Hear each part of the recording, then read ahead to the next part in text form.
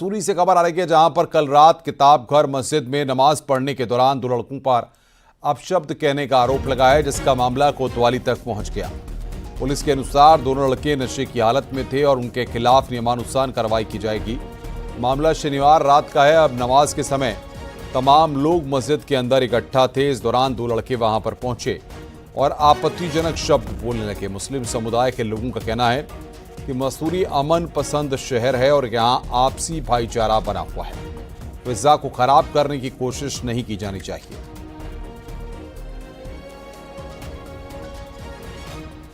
ये लाइब्रेरी मस्जिद में ईशा की नमाज के वक्त कोई 2 लड़के गैर मुस्लिम थे वो, तो उन्होंने अंदर जाके बदतमीजी करी है, गाली गलौज करी है, उन्होंने मारने की धमकी भी दी है।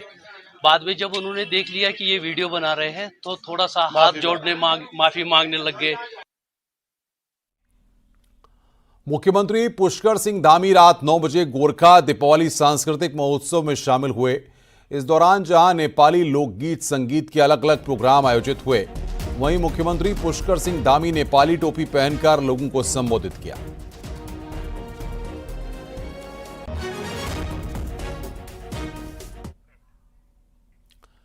शनिवार को देहरादून में नीति आयोग की टीम के साथ सीएम धामी मीटिंग की। नीति आयोग के उपाध्यक्ष सुमन बेरी भी बैठक में शामिल हुए। इस दौरान दोनों के बीच उत्तराखंड के विकास के अलग अलग मुद्दों पर चर्चा हुई है। मुख्यमंत्री धामी ने कहा कि नीति आयोग उत्तराखंड के विकास में बड़ा सहयोग कर सकता है। वहीं उपाध्यक्ष सुमन बेरी ने हर संभव सहयोग का भरोसा दिया। इस दौरान नीति आयोग के उपाध्यक्ष ने अफसरों को कुछ सुझाव दिए। उपाध्यक्ष सुमन बेरी ने राज्य की ब्रांडिंग के किए विशेष प्रयास करने का सुझाव दिया। इसके साथ ही 2030 तक महिला सशक्तिकरण और बायोडायवर्सिटी को भी बचाने के लिए काम करने का सुझाव दिया। और मैंने हमेशा से कहा है कि हिमालयन राज्यों की चुनौतियों के अनुसार उनको प्राथमिकता के आधार पर सहायता मिलनी चाहिए। और इसके साथ ही जो राज्य के अंदर हमारी जितनी संख्या है निवासियों की, उसके कम से कम 10 गुना से ज़्यादा लोग जो है पूरे देश भर के आते हैं, तो उसके आधार पर भी हमारा आकलन किया जाना चाहिए, हमको सहायता मिलनी चाहिए। और जो हमारा डिजास्टर मैनेजमेंट का सिस्टम है वो और अच्छा होना चाहिए। भारत सरकार को, नीति आयोग को हमारी उसमें मदद करनी चाहिए। बहुत सारे कामों में नीति आयोग हमारी मदद कर रहा है, मैं उसके लिए नीति आयोग का धन्यवाद भी। नीति आयोग के का गवर्नेंस है कि गवर्निंग काउंसिल पे सब सीएम प्रेजेंट हैं और मेरी ड्यूटी है कि हर सीएम को एक दफ़ा मैं उनको अपने राज्य में मिलूं। तो ये पहला ऑफिशियल विजिट है। केदारनाथ उपचुनाव ने बीजेपी और कांग्रेस के बीच सीधी टक्कर है। ऐसे में अपनी जीत के लिए दोनों पार्टियां जबरदस्त मेहनत कर रही हैं। आजकल बीजेपी और कांग्रेस के दिग्गज नेता केदारनाथ विधानसभा में डेरा डाले हुए हैं। बीजेपी से खुद प्रदेश अध्यक्ष महेंद्र भट्ट और प्रदेश महामंत्री आदित्य कोठारी लगातार कार्यकर्ताओं के साथ बैठक कर पार्टी की जीत की प्लानिंग बना रहे हैं। तो वही केदारनाथ उपचुनाव के लिए कांग्रेस के चारों ऑब्जर्वर गणेश गोदियाल, विधायक भवन कापड़ी, वीरेंद्र जाती और लखपत बुटोला केदारनाथ में डेरा डाले हुए हैं।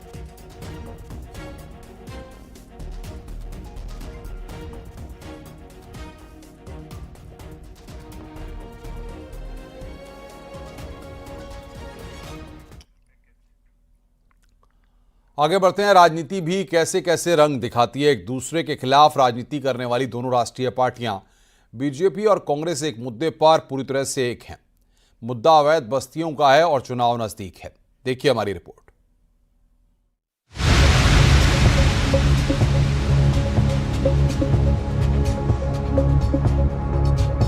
यह है राजधानी देहरादून में विधानसभा से सटी अवैध बस्ती। वैसे तो विधानसभा के आसपास की हर बिल्डिंग को संवेदनशील माना जाता है, लेकिन इस बस्ती से मान्यों को कोई खतरा नहीं है, जिसकी वजह है यहाँ रहने वाले हजारों प्यारे वोटर। पूरे उत्तराखंड में ऐसी 583 अवैध बस्तियां हैं, जहां दूसरे राज्यों के प्रवासी आकर रहते हैं, जिनमें ज्यादातर आज की तारीख में उत्तराखंड के वोटर बन चुके हैं। लिहाजा इन बस्तियों में रहने वाला हर वोटर बीजेपी और कांग्रेस की आंख का तारा है। ताजा मामला ये है कि इन अवैध बस्तियों को बचाने के लिए बीजेपी सरकार 2018 में एक अध्यादेश लाई, जिसे 3 साल के लिए 2 बार आगे बढ़ाया गया और इसकी मियाद सोमवार को खत्म हो रही है। सूत्रों की माने तो बीजेपी पुराने अध्यादेश को आगे बढ़ा सकती है। वहीं विपक्षी कांग्रेस का कहना है कि अवैध बस्तियों के असली रॉबिन हुड तो हम ही हैं। विचार विमर्श कर रहे हैं और ये तो बात तय है कि जितने भी हमारे वो लोग हैं उनके लिए हम कोई ना कोई रास्ता तो निकालेंगे। वो तो आप जानते हैं कि 2 बार हमने अध्यादेश का जो कार्यकाल 3-3 वर्ष का था हमने ही बढ़ाया और अभी भी हम ही लोग उनके लिए कोई राहत कैसे उनको दी जा सके उस पर विचार कर रहे हैं। वर्तमान सरकार ने, भारतीय जनता पार्टी की सरकार ने मलिन बस्तियों के निवासियों के हितों में कुठाराघात करने का काम किया है। सरकार के आदेश के बाद भी और 2016 में जो कांग्रेस की सरकार ने मलिन बस्ती रेगुलेशन एक्ट बनाया था, सरकार ने उसको गड्ढे में डाल दिया है। उसमें कोई कार्रवाई नहीं हो रही है। आज मलिन बस्ती के लोग अपने अधिकारों के लिए तड़प रहे हैं। दरअसल 2018 में हाई कोर्ट ने अवैध बस्तियों को हटाने के आदेश दिए थे, लेकिन तब त्रिवेंद्र सिंह रावत सरकार इनको बचाने के लिए अध्यादेश लाई। यहाँ इसके पीछे की वजह समझना भी जरूरी है। वजह ये है कि पूरे प्रदेश की 583 अवैध बस्तियों में अंदाजन 12 से 15 लाख वोटर रहते हैं और ये वोटर आने वाले निकाय चुनाव में किसी का भी खेल बना या बिगाड़ सकते हैं। दीपांकर भट्ट, न्यूज़ 18, देहरादून।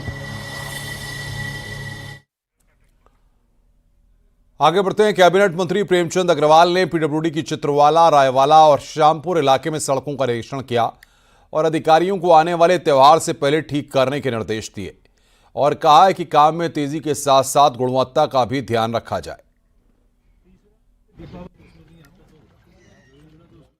तो उससे पहले हमारी ये सड़कें बन जानी चाहिए और साथ में गुणवत्ता भी रहनी चाहिए और जो लोग सड़क को डैमेज कर रहे हैं, नुकसान कर रहे हैं, उसके खिलाफ भी ड्राइव चलाएं। ऐसा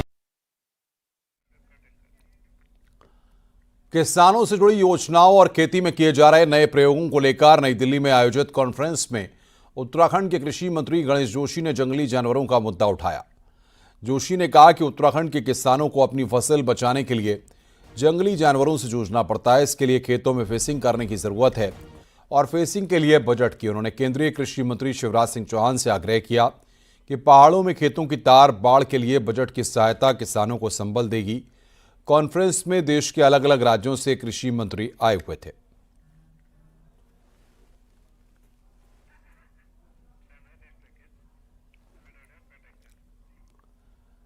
क्या इस बार छात्र संघ चुनाव हो सकेंगे? ये सवाल इसलिए उठ रहे हैं कि पहले चुनावों को लेकर लिंग 2 कमेटी सिफारिश के उल्लंघन का आरोप लगाते हुए हाईकोर्ट में चुनाव स्थगित करने के लिए याचिका पहुंची है।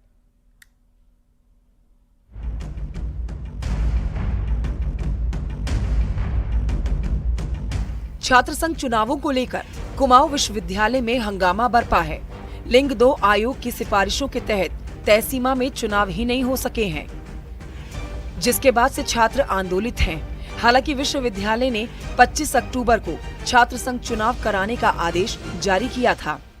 आज जितने भी छात्र यहाँ पर आक्रोश में खड़े हैं, उनको यही नहीं पता कि हमारी तिथि कब घोषित हुई है। आज मैं आप लोगों को बता दूं कि जो हमारी 25 तारीख की तिथि घोषित करी थी सरकार द्वारा, आज हमें झुठलाया गया है, हमें भ्रमित किया गया है कि शासन ने हमारी ये तिथि जारी करी थी 25 तारीख की। अगर ये तिथि हमारी शेड्यूल हमको नहीं मिलता है तो सर हम लोग यहीं धरना अपना चालू रखेंगे और ज़्यादा से ज़्यादा छात्र हमारे डीएसबी के इस चीज़ को लेके उग्र आंदोलन करेंगे। गौरतलब है कि 30 सितंबर तक चुनाव होने थे, लेकिन अब भी छात्र संघ चुनावों पर संकट ही दिख रहा है।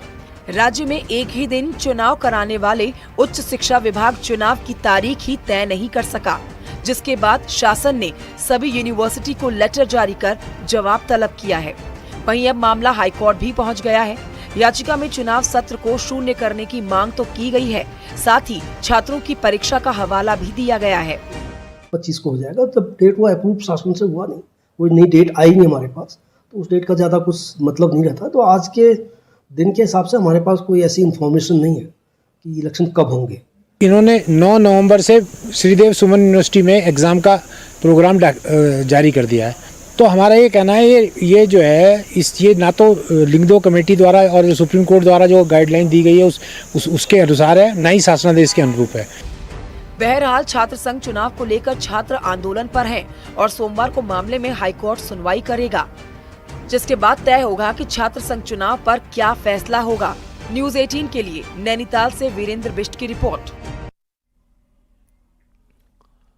बागेश्वर के सिमगढ़ी उपडाकघर में करोड़ों रुपए के गबन का मामला दिन प्रतिदिन गंभीर होता जा रहा है। 2 दिन की जांच के बाद भी डाक विभाग की टीम किसी नतीजे पर नहीं पहुंच सकी है। घोटाले से प्रभावित ग्रामीण अब अपनी जमा पूंजी वापस पाने की उम्मीद में दर-दर भटक रहे हैं और बागेश्वर के सिमगढ़ी उपडाकघर के बाहर इन दिनों सन्नाटा पसरा हुआ है।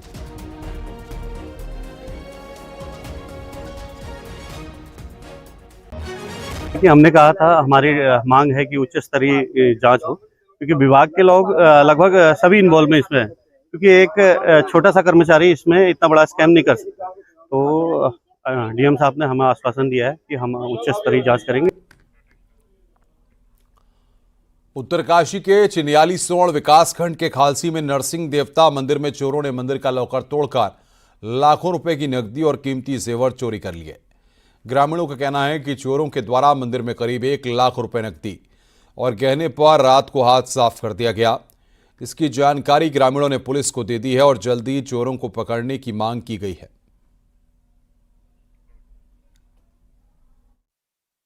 खालसी जो प्राचीन हमारा मंदिर है नरसिंह देवता का, अनजान व्यक्तियों के द्वारा जो है लगभग 1 लाख के लगभग जो नकदी थी वहां पर जो है बड़े ऐसे अजीबो तरीके से वहां पर जो चोरी की गई, वारदात दी गई है।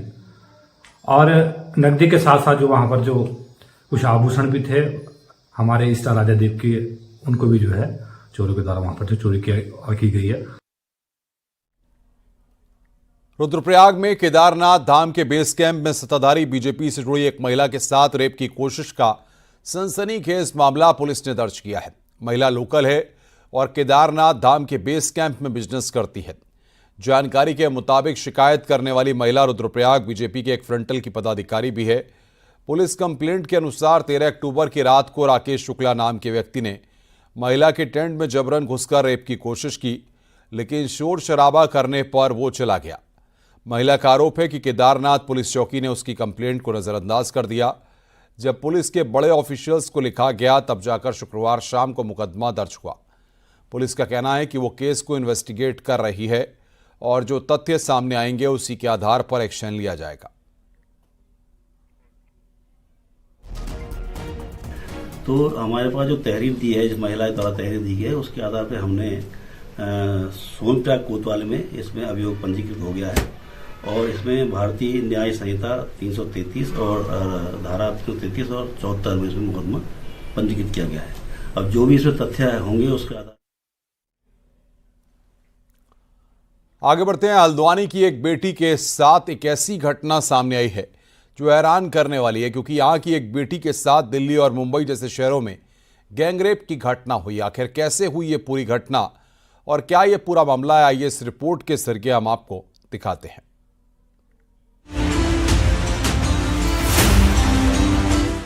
देवभूमि उत्तराखंड की बेटी के साथ पहले देश की राजधानी दिल्ली और फिर मुंबई में ऐसी घटना घटित हुई जो आपको भी हैरान कर देगी।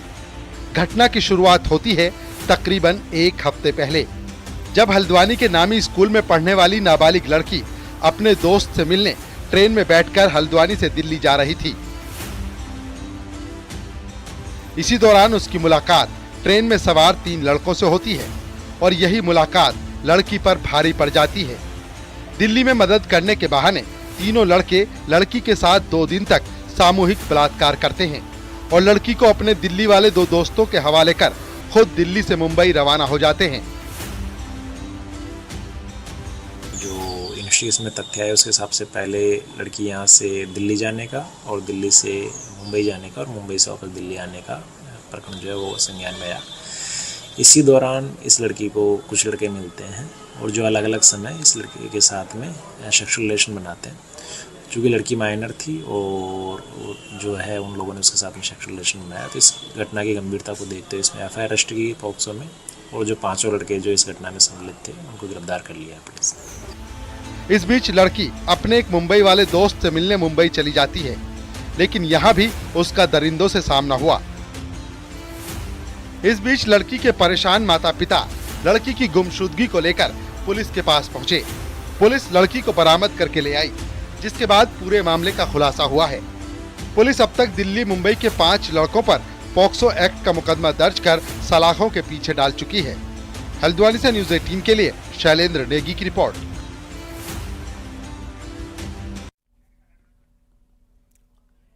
हरिद्वार में अवैध मजार पर प्रशासन का एक्शन हुआ है। यहां बादराबाद में अवैध तरीके से बनाई गई मजार को बुलडोजर से ध्वस्त किया गया और देखते ही देखते आलीशान बिल्डिंग मलबे में तब्दील हो गई। धार्मिक स्ट्रक्चर के नाम पर सरकारी जमीन पर कब्जा किया गया था। सिंचाई विभाग की यह जमीन किसानों को लीज पर दी गई थी। एसडीएम अजयवीर सिंह ने बताया कि संबंधित लोगों को स्ट्रक्चर हटाने के लिए नोटिस दिए गए थे, लेकिन अवैध निर्माण को नहीं हटाए जाने पर प्रशासन ने ध्वस्तीकरण की कार्रवाई की है। ये जो भूमि है पुनर्वास विभाग सिंचाई विभाग की भूमि है, जिसमें इनको ये बहुत पहले यहाँ पट्टे दिए गए थे खेती करने के लिए, लेकिन खेती ना करके इनके द्वारा यहाँ पे अवैध अतिक्रमण किए गए, जिसको धार्मिक संरचना के रूप में बनाया गया था। इस तरह की स्थिति नहीं आ पाई क्योंकि हमने इनको पर्याप्त समय दिया था, इनको समझाया भी था कि आपके द्वारा पट्टे की शर्तों का उल्लंघन किया जा रहा है। तो उनको बात समझ में आई। इन्होंने पूर्व में लिखित में भी दिया था कि ये स्वयं हटा लेंगे, लेकिन इनके द्वारा स्वयं हटाया नहीं गया।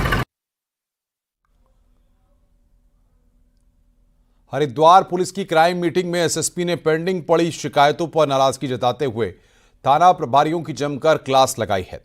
साथ ही त्योहारी सीजन में ट्रैफिक कंट्रोल और भीड़ को नियंत्रण करने के भी निर्देश दिए। एसएसपी ने सभी सीओ को चोरी और लूट जैसे मामलों की खुद समीक्षा करने के लिए निर्देश यहां पर जारी किए हैं। आप हरिद्वार में नौकरी कर रहे हैं, नहीं हो पाती यहाँ पर, ठीक है पहाड़ चले जाइए भाई। दीपावली के मद्देनजर जो हमारी पुलिस की व्यवस्थाएं हैं, जो अरेंजमेंट्स हैं, उनको देखते हुए और साथ ही साथ सत्यापन की कार्रवाई या अन्य विवेचनाओं के निस्तारण को लेके, वांछितों की अरेस्टिंग या इनामी अपराधियों की अरेस्टिंग को लेके आज मेरे द्वारा क्राइम मीटिंग की जा रही है। और इसमें सभी हमारे मातहत हैं, उनको निर्देशित भी किया गया है कि लगातार हमारी जो गश्त है, जो विजिबिलिटी को हम लोगों के द्वारा। रुड़की के देहात क्षेत्रों में कई गन्ना कोल्हू संचालित हो रहे हैं, जिसमें कई प्रदूषण नियंत्रण बोर्ड के नियमों की धज्जियां उड़ा रहे हैं। कोल्हू में कपड़ा प्लास्टिक जला रहा, जिससे लोगों को काफ़ी दिक्कतों का सामना करना पड़ रहा है। आपको बता दें कि प्रदूषण नियंत्रण बोर्ड और प्रशासन की टीम लगातार चेकिंग अभियान चला रही है, ताकि प्रदूषण फैलाने वाले गन्ना कोल्हू पर शिकंजा कसा जा सके। वहीं अब तक 20 से अधिक गन्ना कोल्हू सील भी हो चुके हैं। ज्वाइंट मजिस्ट्रेट का कहना है कि कोई गन्ना कोल्हू लापरवाही करते हुए पकड़ा गया तो उसके खिलाफ सख्त कार्रवाई की जाएगी। रात को आते हैं, डाल के चले जाते हैं, फिर यहाँ से जो है कभी ले जाते हैं, रात को लेके जाते हैं, चरखी वरखी में जो है जलते हैं। हमारे बच्चे बीमार हो रहे हैं सर। कोल्हू के जो भी प्रतिनिधि हैं, कोल्हू जो चलाते हैं, कोल्हू चरखे वाले, उनके जो प्रतिनिधि हैं, उनको बुला के भी समझाया जाएगा कि आप जो है कोल्हू में जो है जो प्रतिबंधित मटेरियल है, जैसे प्लास्टिक हो गया, रबर हो गया, कपड़े हो गए, ये यूज ना करें। देहरादून में एसटीएफ ने नकली नोट छापने वाले एक व्यक्ति को गिरफ्तार किया है। मेरठ का परमीत 2 सालों से एक रेस्टोरेंट चला रहा था और रेस्टोरेंट की आड़ में वो नकली नोटों को छापने का काम करता था। एसटीएफ ने आरोपी परमीत को गिरफ्तार किया और आरोपी के पास नकली नोट बनाने वाले सामान और प्रिंटर बरामद हुआ है। आरोपी परमीत लंबे समय से देहरादून में 500 के नोट छाप रहा था। एसटीएफ ने आरोपी से 500 रुपए के करीब 80,000 रुपए के नोट और बिना कटिंग के 200 और 500 के करीब 1400 नोट बरामद किए हैं।